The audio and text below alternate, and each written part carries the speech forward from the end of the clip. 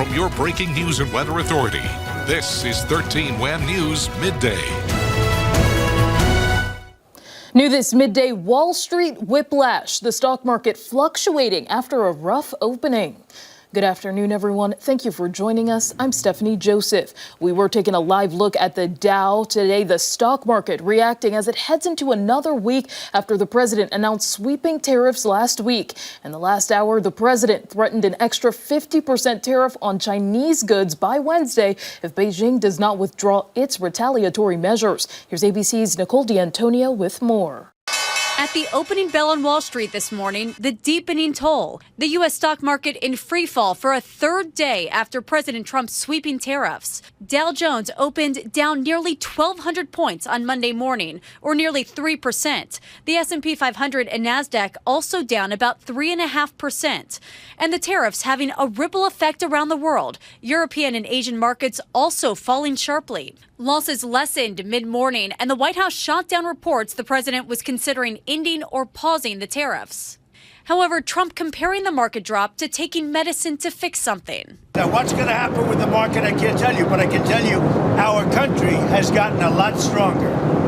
And eventually, it'll be a country like no other. It'll be the most dominant country economically in the world. President Trump claiming these taxes on imported products will bring manufacturing back to the U.S.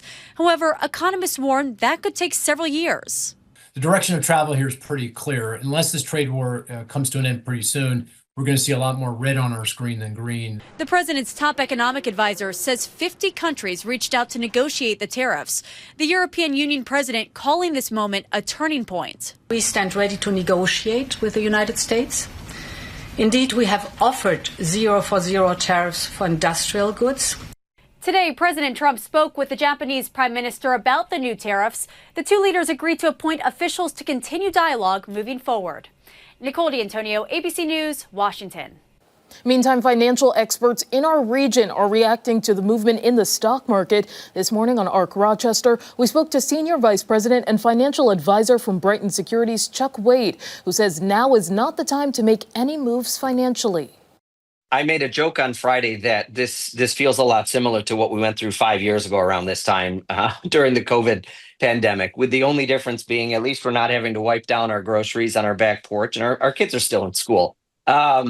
But I think it comes down to a lot of situational things that with respect to groceries and things, there's probably not a ton of changes that we can make. We still need to eat. We still want to put the majority of food in our bodies to be healthy. And we know that tends to be expensive regardless.